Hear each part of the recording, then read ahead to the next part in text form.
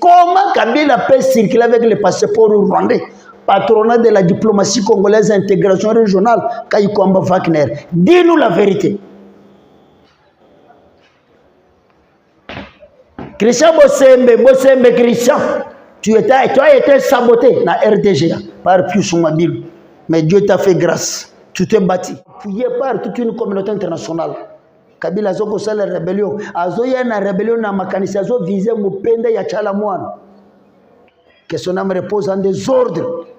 Que son âme repose en désordre. Que son âme repose en désordre. Yo, mukolo toye baka place, à moins que bakunda yoga na Zimbabwe. So que toye baka place bakunda yo, tulinga toke ndako détériorer yo. Fibo ngoko zwa. Peuple congolais, bonjour. Bonsoir, bisika bozali na ba erbino boza na ba mboka ou boza.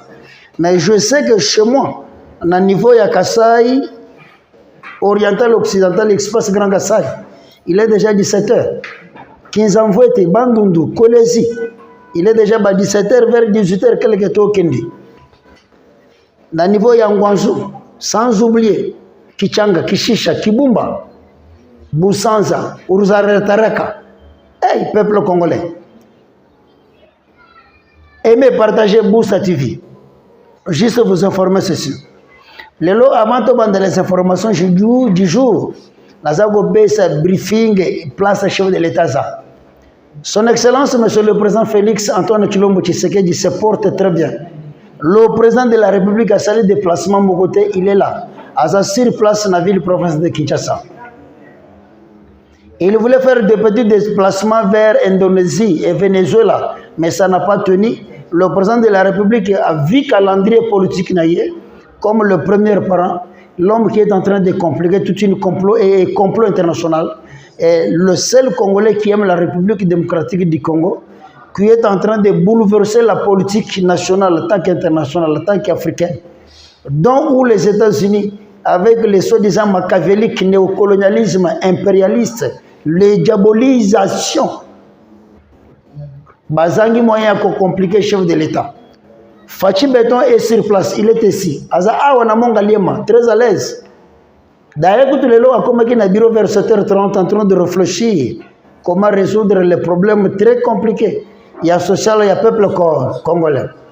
Fachi Béton très intelligent de plus que son père, très intelligent de plus que tous les Congolais, très intelligent de plus que tous les professeurs d'université de la République démocratique du Congo. Fachi Béton Moukantombolo, Zoubabiloum, Nazo Bengake, homme plein, maître plein, Banda Moutoutina Nizak, Tala thorax, Tala. Donc, plein cerveau. Le seul Congolais qui a une capacité, il y a cerveau, où ils ont pesé 500 grammes. Tandis que les soi-disant professeurs de la République démocratique du Congo, Bazana cerveau, Moko Yamouké, où ils ont pesé 100 grammes. Peuple congolais, aimez, abonnez-vous, Boussa TV, avec un jeune leader, donc Galamingité, n'a pas pesé bino combo naï. Mais dans ce ligne, tout le belelo comme Moko, les lois, ils ont dérangé. Quelque chose qui est en train d'embrayer le président Félix Antoine Tshilombo Tshisekedi. Donc, voire même l'administration de l'UDPS était capable de maîtriser la pensée politique, la rise politique, la diplomatie, la politique, parce que le président Félix incarne trois aspects. Il est politicien, il est politique, il est diplomate. Oh, les lobes congolais, ils ont difficulté de comprendre. Maintenant, le président Félix, comme politicien, politique, diplomate, voilà place à ça pour comme ça va congolais bankayas. Donc aujourd'hui, j'ai suivi une bureau et des réflexions politiques et IDPS lobby que jusqu'à présent, on n'a jamais encore compris, maîtrisé, mémorisé la politique d'un individu Félix. Peuple congolais, de 1960, j'ai suivi un doyen. Il y a des doyens, il y a comptabilité analytique et OADA. Batubayana philosophie et comptabilité OADA. Les doyens, Mabi Moulumba. Mabi Moulumba dit ceci. Depuis 1960, depuis que la République a accédé au pouvoir, les hommes intellectuels de la République démocratique du Congo, Batika n'a jamais coupé sa conseil na baye politique. Wana c'est le papa, mon vieux, que je respecte beaucoup. Koko nanga, papa nanga. Oyo nako tosa mingi. Na kombo ya Mabi Mulumba. Asala interview wana na chaîne Kamikaze ke na obenga Top Congo. Alors que depuis 1960, les hommes intellectuels de la République démocratique du Congo n'ont jamais donné conseil na baye politique. Baye politique. C'est depuis que tu commences l'indépendance. Bato bako zongi sa Congo na sima baza baye politique les soi-disant professeurs parce que les intellectuels congolais n'ont pas eu du courage, la chance ya kopé sa baye politique toli. Dans quel sens? C'est les intellectuels et illettrés. Je répète encore, l'intellectualisme et l'illettrétisme, l'intellectualisme désordonné de la République démocratique du Congo depuis 1965 que Mobutu a sali coup d'État n'ont jamais eu goût à faire motiver le patriotisme. Je répète encore, de 1965 Mobutu a sali coup d'État. Les hommes intellectuels illettrés et les intellectuels désordonnés de la République démocratique du Congo n'ont jamais eu vrai sens. Il y a coupé ça, Congolais, baye politique, conseil, il y a patriotisme. Vous savez que nous sommes le seul pays au monde où on peut la responsabilité d'être ministre. Il y a habitat, d'être ministre, il y a mine. C'est pourquoi malédiction à la République démocratique du Congo. Toujours maman moko boyozala ki ministre ya mine azo livré ba licence il y a 600 ans, 6 siècles, 600 ans, 100 ans, 200. Depuis que basi ba pesa permis d'exploitation, il y a minerai stratégique, il y a mboka pendant 600 ans. Et la dame en question se tape la poitrine gaza intellectuelle. Ah, Congo mon pays. Tout ça, charisme, c'est pourquoi Laurent Désiré Kabila que ton âme repose en désordre. Laurent Désiré Kabila, que ton âme repose en désordre. Que ton âme repose en désordre. Oyeli biso un certain Joseph Kabila Kabanga qui oyaye kolongola souci pourcentage to ya patriotisme na mitema ya ba congolais. Aujourd'hui congolais nous sommes comme mitu bouliye net tozana Afrique du Sud ba tout bazotambola mitu likolo on dirait ba ko ici ornacé. Na basina mibala bango tout mais logika kana se na Congo on dirait ba ko ici diamant et pourtant diamant itikali na Kasai ba chef coutumier ba limusa diamant parce que Kabila pesa tous les carrés miniers ya diamant ya Kasai oriental na bazibamboye ba chinois les pervers chinois les insuffiques zibamboye le rescapé. Professeur Philippe Mbanza, un ingénieur na thermodynamique incapable de faire conscientiser le peuple, les étudiants congolais, de remonter la conscience. Aujourd'hui, le président Félix Azako Nyokwama, parce que les soi-disant professeurs, les hommes de sciences, sont incapables de faire remonter le patriotisme dans le peuple congolais.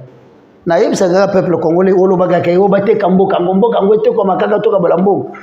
papa, ozaki zengi. Mboka ngona no tekamite pozwa $10 ozo batambola makolo de biwati ville talaka bambe moroide na mataku makila komiko bima siko kaka mboko soki tekamite kozwa $10 okozo lango wapi. C'est pourquoi j'applaudis la philosophie de maman F. Bazaïba Massoudi, une femme taliban, une femme qui dit que rien la vérité. La seule femme où il y a Télémélimbemba. Avec non, dis-nous la vérité de ce que tu veux faire avec la constitution congolaise. Ou bien nous changeons la constitution, ou bien nous avons une philosophie moussous. Tandis qu'un Pemba, un pseudo-rebelle, moi je ne pardonnerai jamais Mbemba, Jean-Pierre Kombo, un pseudo-rebelle. Aujourd'hui, nous sommes incapables de faire dédouaner nos véhicules parce que Mbemba a plus 4. Il ministre plus présent, il y a économie et finance. Comme ministre de la finance. Maintenant, voilà, aujourd'hui, vous avez attaqué M. Barnabé Mwakadi parce que Barnabé Mwakadi vous dit la vérité. Aujourd'hui, les recettes où Barnabé Mwakadi a ça na DGI, c'est là il y a l'encuit. C'est là il y a l'encuit. Un intellectuel en comptabilité analytique et OADA et expert en comptabilité Cisco et Sikirsal. Depuis que cela y a l'encuit, il était DG na DGI. Aussi, ton salaire recette à 3 millions. Ton salaire recette à 3 millions. Tout ça, carence. Peuple congolais, le peuple conscient de la République démocratique du Congo. On a solo le ministre, un magistrat robot. albi ke na sala ke for basi nanga bota kalibanda. Il y a une réflexion des magistrats. Et pourtant, un magistrat censé redresser les avocats. Mais un magistrat me dit ceci. Nasala ke for mwasi nanga bota kalibanda parce que ceux qui a boti libanda ata e yinde na Congo bana nanga bazana possibilité de présenter les attestations ya naissance ya ba France, Kentucky, Massachusetts, Canada, Nova Scotia, Autriche, Finlande et azo sepela pour que abebi sa Congo bana na yeba ke ndolakisa ba attestation de naissance ya ba Finlande, ba Autriche, ba ning pour que bazo nationalité wana bazonga kizengi ya magistrat. Na boyo kotanga kombo na yo pona kaka réputation et pona ba secret mogobo et pona éthique morale na boyo ko c'est l'abrégation des mœurs mais à la longue ce que continuer na ko penser kombo na yo na public yango moni bozo linga bobungisa monsieur Constant Mutamba parce que d'ici là bozo linga ba publier ba pesa chef de l'état a publié aboma conseil supérieur ya magistrature à conseil supérieur ya justice. Donc, le ministre de la Justice, comme ministère régalien, a la possibilité d'instaurer le... Ah, M. Constant Mutamba, Kwame Nkrumah, Thomas Sankara, Emery Patrice Lumumba, Sékou Touré, Oumela.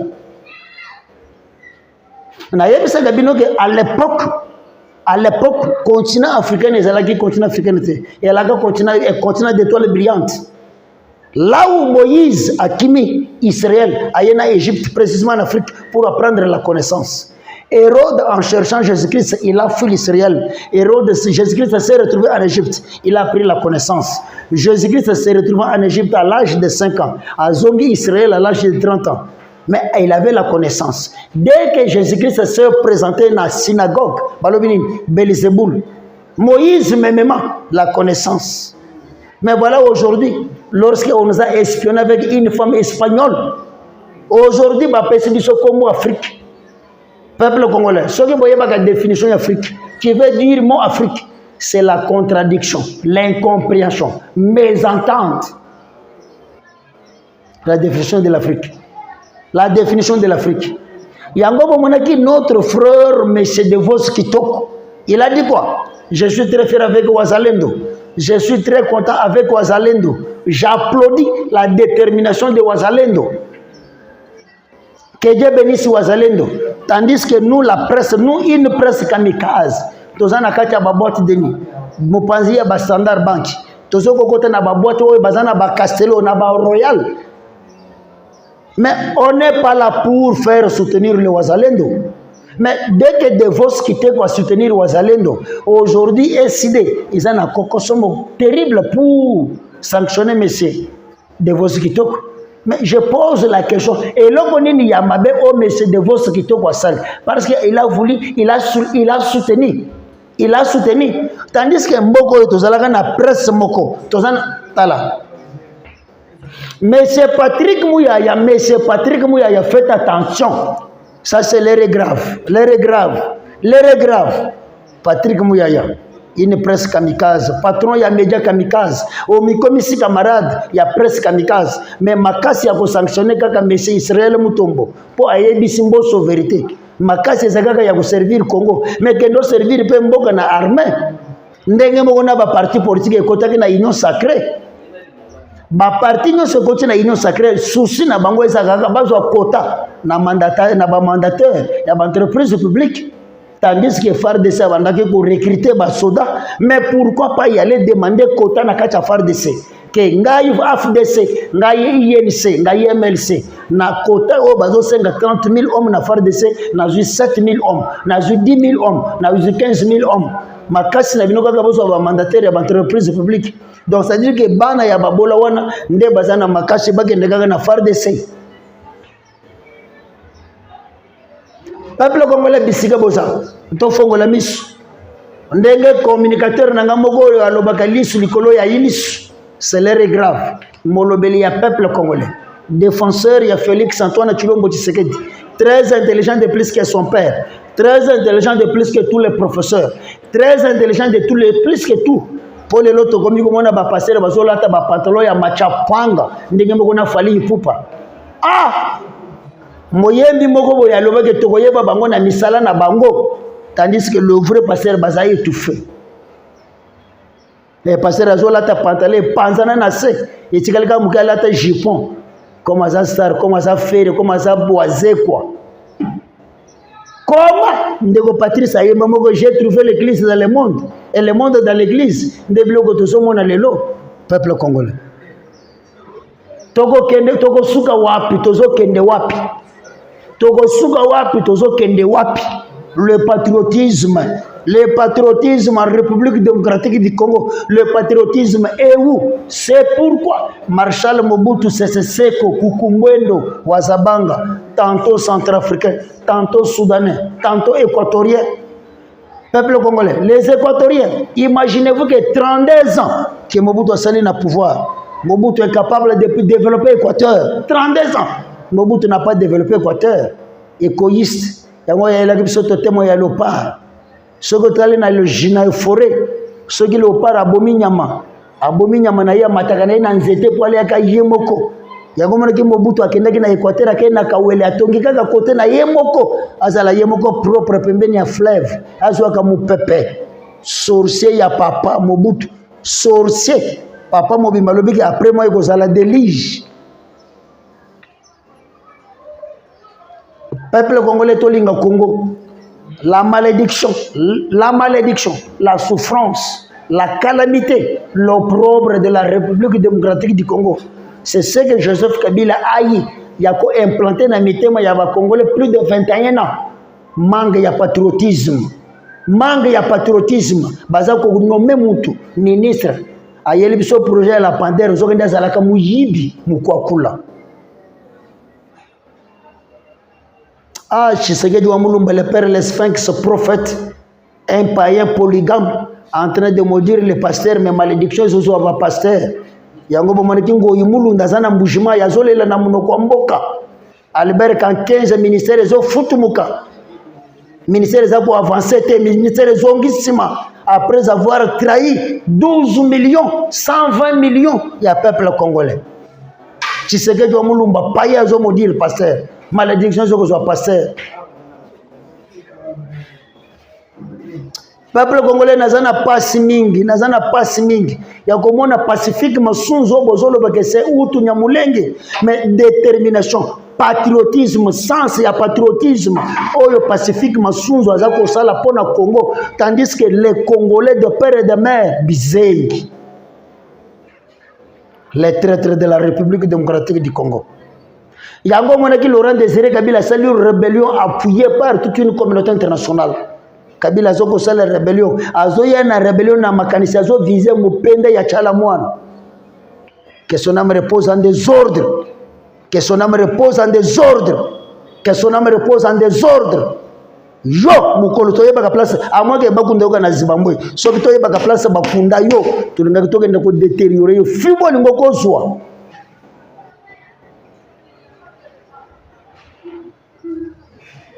Peuple congolais n'a pas manque ya patriotisme, matata mponyo muyibi munene mukwakula cravate ya rouge. Aujourd'hui matata mponyo azako leka na assemblée nationale, matata mponyo azobanda ko pesa biso leçon comme un expert en comptabilité analytique, vrai muyibi mukwakula. Yo Zela tozo changer constitution. Comment ça veut dire que mboka mobimba. La Cour constitutionnelle est capable de s'assemblée ce chef de l'État, mais incapable de s'assemblée un citoyen pervers. Muyibi. 286 millions. 1000 écoles matata mponya tonga na mboko ezawapi. Kosamutamba. Aux ministres, mais je suis ton grand frère à peu près 6 ans, 7 ans. Faites attention. Faites attention. Il y a une grâce. L'article jamais qu'on sabote yo. Je reconnais grâce, faveur aux ambassadeurs. Mais, quand tu as mis ce matin en 285 millions ya Bukangalo Zonzala ya Bakinois. 1000 écoles chaque année. Et à ça les réflexions, il y a Troïka. Bazako Kabola $30,000 chaque samedi, chaque lundi, chaque début de semaine. Ah! Ma tête en poule. Et pourtant, tu étais les jeunes étudiants, représentants, les jeunes diplomates et ambassadeurs à Rwanda. Simon Kimbango, Tata Kimbango. Oza Simote, Oza Tata Kimbango. Oumela. Profession au Pesaka. Avec Togoyeba qui est congolais, qui n'est pas congolais. Manque ya patriotisme. Manque ya patriotisme. La République démocratique du Congo, entourée par 9 pays limitrophes, avec les 11 frontières stratégiques, dont depuis 1926, M. Tchengerero Ruguera, avec M. Bitabata, avec un certain incivique pervers rwandais, Mboube, avec un professeur kenyan Mazrui, avec Mme Yanyamugaragi Murega, avec Mme Mungaherero Kabunda Françoise, yoka bazui ba kombo ya ba congolais na ba un certain monsieur imbécile kwa kakakavira ba yoko zwa kombo ya ba congolais pour ba yoko diriger peuple congolais aw de vos kitoko je t'appuie na sepelika kana maloba na yo avec j'ai la possibilité d'appuyer de soutenir Wazalendo FARDC parce que je suis congolais de père et de ou l'acception na kacha yeside ba étranger ba zayebe ebele yango bakendaki na bayanzi yankara po bakenda kosenga pouvoir balobi ke pesa kombo ya koko mutu yoko mo fili kozala muyanzi yankara oyebi kombo ya koko na yote tandis que ba kombo ya bayanzi zala kaneti ya ba flama batabala lufungula peuple congolais to fongola misulis lokolo ya lisu ça c'est grave avec Boussa TV, une chaîne de référence dont les jeunes patrons oh na la kakabino chaque fois que na voyez c'est bino kombo na été mais mukolo yali na voyez c'est bino kombo na c'est le jeune patron qui est en train de se soucier de vous dire la vérité à part la presse une presse kamikaze oh to yeba ka besoin ka $30,000 et utaka France pour donner une fausse information mais c'est comme ça mutamba kangelanga ale bolojwa ale boloji selon la ligne culture kasayen Alain Mouloge, Alain Boulodjoa. Un journaliste qui n'a jamais parlé Bolam, il y a la République démocratique du Congo, même tous les efforts fournis par le chef de l'État. Tandis qu'aujourd'hui, Kabila Yawana Zakotambola n'a passeport rwandais. Alain Boulodjoa Lobani, Daniel Assaf. Christelle Vang, n'a dit que ton fauteuil député, pour Bina Kakaka concert à Kofi. Député Mobima, la rataka concert à Kofi. Au Linginin. Lorsque Moutamba libéré Bakuluna na prison, Yonde Christelle Vanga, tu avais critiqué M. Costa Moutamba. Mais aujourd'hui, pour un certain pervers, un petit Kuluna, junior, soi-disant qu'il est fanfariste, il y a Ahmed Sali, PC fanfare comme fanfariste. Il y a combien de fanfare? Christelle Vanga. Christelle Vanga Christelle. Il y a un il est grave, na votayo, na sala campagne, na Kimbangu, au Pesanga côté. Mais depuis qu'il était d'habité national. Depuis que vous êtes député national, binona ba Daniel Saf, yewa nazana matete na deuxième poteau, na deuxième dos dana ya Kisesu, kamonda ku ya Bikuku. Mama ya kofinga babudu ya mama ya ngolo, ya kofinga kasiba mama ya batu. Un député ya Bangi. C'est pourquoi Fachi Béton. Maintenant je t'appuie. Ndengolo bagaga 2000 dès que je vais m'investir au pouvoir, dès que je vais comprendre l'appareil judiciaire pour mutabi ma député à Kolapa, pour mutabi ma député à Kolapa. Daniel Saf, les sous-hommes incapables de prendre une décision, la malédiction de la République démocratique du Congo, Bayele Bisoga philosophie ya Mikobos, Papa Uchikop na ville azokende na poids lourd, azosomela bana Mikobos, ole somela bana tachi lunga lunga achata solo, na azosomela bana mikuwa ya kwisi, na mataku ya ndendon.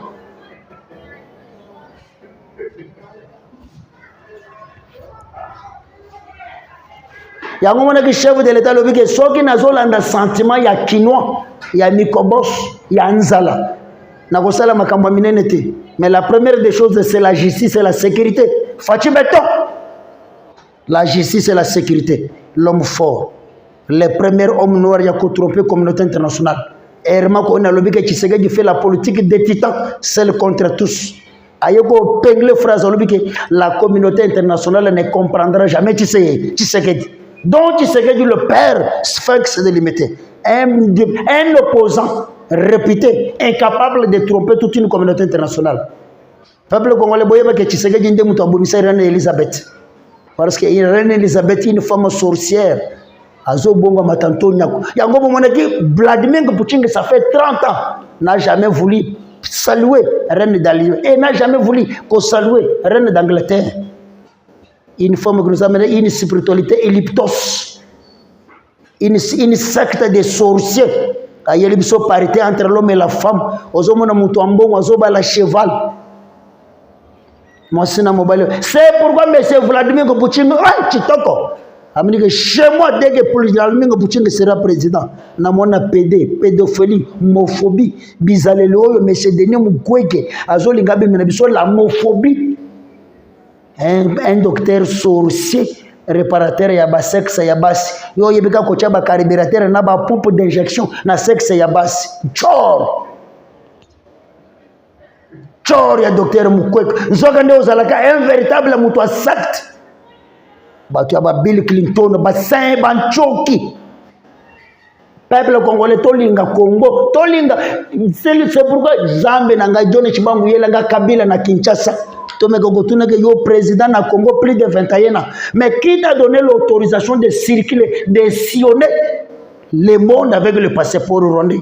Ramaphosa, le président sud-africain, Oumela, comment Kabila peut circuler avec le passeport rwandais? Patronat de la diplomatie congolaise, intégration régionale, Kayikwamba Wagner. Dis-nous la vérité. Christian Bosembe Christian. Tu as été saboté dans RDGA par Pius Mabilo. Mais Dieu t'a fait grâce. Tu t'es bâti. Comme tu as bousculé la nature. Aujourd'hui, tu te retrouves présent à ces actes. Serge Kabongo. Il y a des députés fantômes, Christelle Mfwang, Daniel Saf, Maïka Moukebaï, députés Bizeng, qui n'ont jamais travaillé pour la République. Kaka Makasi pour critiquer le pouvoir en place. Mais Bozana Kati a commission, non, mais c'est Christian Bossé. Bomeka sanctionner tout presque kamikaze. Lorsque la République est agressée, ministre de la communication et médias, azalaka na philosophie msusu. Mais bino bozana philosophie nini? Boana philosophie nini? Bozana philosophie nini? C'est pourquoi son Excellence, Monsieur le Président de la République, le commandant suprême, avec le ministre de la Défense, M. Kigabo Ngomadiavit, avec le chef d'état-major général Gilles Banzami Lambwa, avec le chef d'état-major général de la force terrestre Christian Dayouel, l'homme fort, l'homme qui nous a donné quand même l'orientation. Il y a une tactique, il y a des niapes, il y a renseignement, il y a présidence. Avec un chef d'état-major de la 3e zone de défense, soi-disant les Congolais, des pirates congolais, les commerçants, les officiers sérieux, sortiers. Ta famille se retrouve dans le Canada, compliqué bien. Place moko na ba famille ba James Kabarebe, na ba Bizima Carrera, na ba Kwakaka Kavira, famille na yo chef d'état-major général chargé des opérations. Famille na yo Zakuna. Avec quelle intention tu trahis la République pour des intérêts personnels, machiavéliques, diaboliques, démoniaques? Le patriotisme. Le patriotisme. Yango mani ko depo ya zana 25 licences ya boule. Ting Pululu amemena bato ba mbisi na ba mai pour faire ba démonstration utile. Aujourd'hui Ting Pululu PCA ya Sinel molileza partout. Talandenga na kotoka. Na zana plateau na kotoka. Mais ces journalistes bakselanga 2 minutes. Ko silikate bakselanga 2 minutes. Mais c'est Ting Pululu, un intellectuel illettré. Thèse doctorat na Dimpen ya Lukuta. Ochaka Munoko pour redresser, pour redonner le véritable Snell. Mais les autres signes pour nous wapi.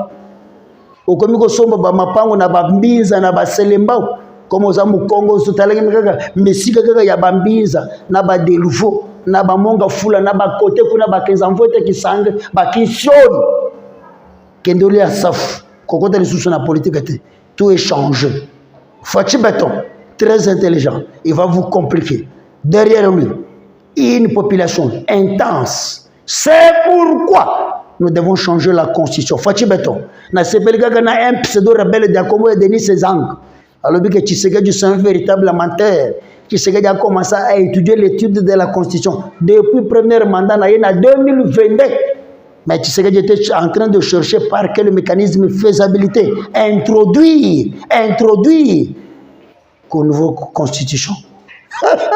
Fatih Béton. Maman Judith Soumouinou, une femme intellectuelle illettrée, incapable de mémoriser la constitution congolaise. Au lieu de décortiquer l'article 217, il y a ça qu'on décortiquer l'article 289 de la constitution. Et tandis que Maman Judith Soumouinou, première ministre, ministre d'État. C'est pourquoi Daniel Bumba, bazako finga Tshisekedi bako finga Daniel Bumba te. Na ba soi-disant ba communicateur na yo ba défendeur, baza incapable ya kofuta la ndako ya $50. Mais bazako mibeta tolo ke baza ba communicateur na yo. Na boyi kotanga ba kombo na bango. Mais Daniel Bumba bongisa musala. To santaka. Tala Jekoko azokita na gambe la place ba kulu na za, mais ba sentir que gouverneur aye. Alu bongoli chemise tala ka bambia collier na kingo tala kumbi chemise tala bra azako sentir que gouverneur yé azako loba ba sentir que mwana mobali mais Daniel Bumba uzolo ba bazo sentir que parole les obima net mwana masi changer Israël mutala changer bo pesa Daniel Bumba toli moi je ne te flatterai jamais, je te dirai rien que la vérité pour ata bo pesa ngalo sona yango moniki na boyaki yango na kabelango batu na zwakite ce qui est kabanga zwakilo na boye les regrets va zwakite les regrets va zwakilo sauter damoni journaliste comme singa kengonge koki c'est pourquoi abonnez-vous Boussa TV peuple congolais bisiga bosa na kinzamvwete kentu surtout Jungu Irumu Ituri, Minembwe, Buyindu, Bulemu, Bwaraka, Boka, Urusanza, Uruzarataraka, Kanya, Kasenge, Ali Bongo. Ah, surtout Ali Bongo. Kasongo. Hey, Fatih Béton. Congo mon pays. Que Dieu protège la République. Que Dieu bénisse son président, son excellence, Monsieur le Président de la République. Plus 243, 85, 14, 63, 644. Plus 243, 85, 14, 63, 644. Peter Chira.